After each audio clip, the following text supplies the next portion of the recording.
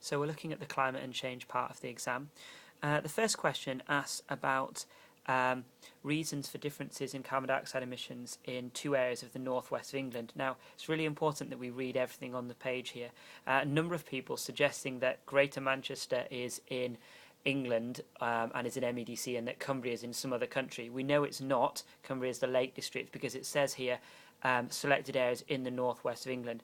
So it's two things we're here. Again, it's specifically saying two reasons. It's important also to look at the source and try and use some information from the source and use some other figures. So that would help to get more marks as well. But essentially, the crux of it is that more people live in Greater Manchester than in Cumbria, and we can see that amount of residential.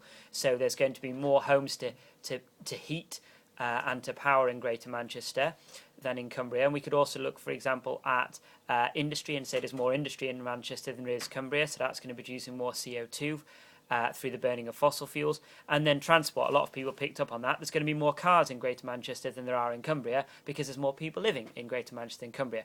But what really the key thing is here, you've got to have two reasons, use the source, and really good answers started to use figures as well.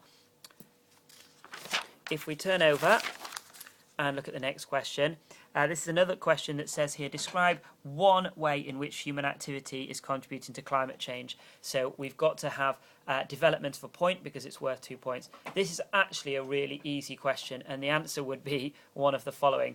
Human activity such as burning fossil fuels when we drive cars causes an increase in greenhouse gases, which causes global warming.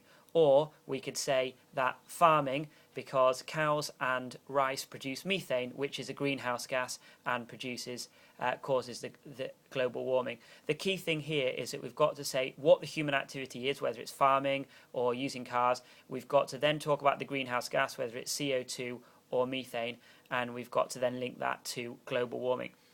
The final question here, describe how orbital changes and varying solar output can lead to climate change. So they've given us two things here for a 4-mark question, so we need to get 2 points on orbital changes and 2 points on solar output.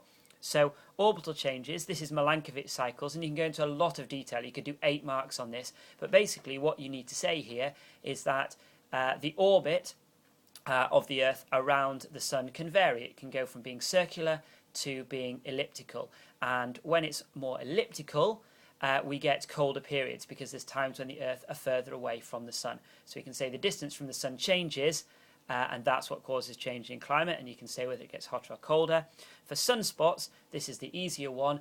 If we've got more sunspots, and sunspots are really hot parts on the Sun, we're going to get an increase in temperature of the Earth. We're essentially making the Sun hotter, which increases the temperature of the Earth. If we've got less sunspots, the Sun is colder and the temperature of the Earth goes down.